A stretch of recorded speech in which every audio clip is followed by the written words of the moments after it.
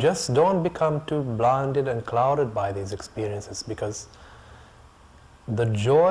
sometimes the joy of discovering something which, like the kind of joy that many scientists experience when they've been working very hard in a laboratory and suddenly they come to such an enormous breakthrough. The joy they experience is, in their experience, it's unparalleled. Or the joy of an artist when he's struck by inspiration. There's a certain, just a natural joy that becomes awakened once you discover something which was previously hidden from you. But it's important that if you come to certain discoveries like that, you don't let that joy blind you. It's capable of blinding you. And if you become so identified with the experience, you start clinging to the experience. Now this just becomes another deceptive way of nourishing your own ego. In a way, all of our human problems, in one way or another, they may manifest in so many different ways, but in one way or another, it always comes down to this. It comes down to egotism. Somehow, egotism seems to be the root of all the human problems. And when I say egotism, keep in mind, I'm not saying that ego is a problem. Egotism is the problem. And just like the body has many different parts, many different organs. And look what happens in the body. Whenever there's, let's say there's an imbalance in the heart or the kidneys or the stomach or whatever, doesn't this cause a disruption in so many other parts of the system? Every part of the body is interconnected, isn't it? And tell me, has nature put anything in you which doesn't have a very specific function? This is the beauty of nature. Nature never puts anything in you unnecessarily. That's why all the vital functions for life, they were given to the body. They were not given to the mind. Just imagine, every time you become fearful, your heart stops pumping, or you just go to sleep because you're unaware of the breath stops functioning, right? All the vital processes were given to the body, they were not given to the mind. So in the same way, nature has not put any part of the mind without it having a specific function, including the ego. So the problem is not that people have an ego.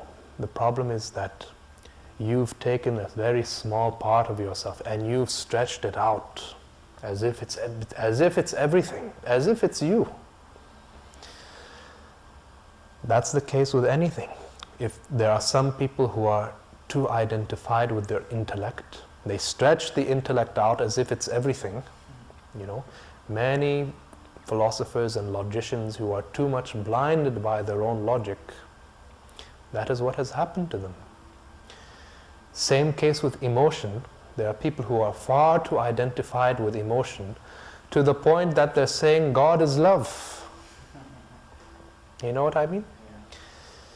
Human beings, love is one possibility in a human being, right? But to say that the divine is love, now this is a huge projection of the mind. Love, no matter what we might mean by that word, it's a limiting quality. So what is that which is empty of all limitation, of all boundaries? What can you call it? You cannot even call it silence. So even if you can't even call it nothingness, just imagine, because what is nothingness? Isn't that also another limiting concept? Nothingness means the absence of things, doesn't it? That is also a limiting concept. So if even nothingness cannot express the inexpressible, how much less love, consciousness, all these other things? You know what I mean? So this is a problem whenever you take a limited part of who you are, and you stretch it out as if it's everything. So the ego is not to be rejected, it's not to be destroyed. It's to be seen, it's to be understood, and it's to be integrated. Once every part of you is put where it belongs, emotion where it belongs, intellect where it belongs, instinct where it belongs, once every part of you is put where it belongs, now all the parts come together like a symphony. You know how different instruments in the orchestra, they all have unique personalities, they all have unique voices, and yet they all come together in one harmonic symphony. That is what it will be like when all the different parts of you come together and they are supporting the whole. So ego is just another part that has to be integrated. The only thing is, you have to understand what is real renunciation. Have you heard that word, renunciation? To renounce? To renounce. Like there are some people who try to renounce the world. So they will live in the Himalayas, they will try to escape from the world, or they'll go live in the caves, or they'll renounce the pleasures of life, they'll deny themselves any indication of the pleasures of life. That is usually what the word renunciation means. But tell me, as far as your experience is concerned, whatever your experience is, that is what the world is for you, right? So wherever you go, you're carrying the world within you, in a way. Wherever you are, at whatever time, at whatever place, that is the world for you, isn't it? So isn't it totally futile to try to escape from the world? The only way you can, if you really want to escape from the world, is just you go hang yourself. That's really the only way. The world is not to be renounced. The pleasures of life is not to be renounced. Nothing needs to be, nothing external needs to be renounced. The only thing that needs to be renounced is your own delusions, your misunderstandings, your attachments, your cravings, all the 1,000,001 different veils that are covering your eyes. It reminds me of once Gautama Buddha. He was walking in a garden and he just sat silently.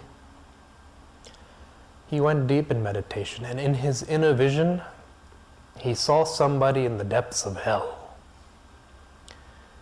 And he thought, what is it that has made this guy go to the deepest level of hell?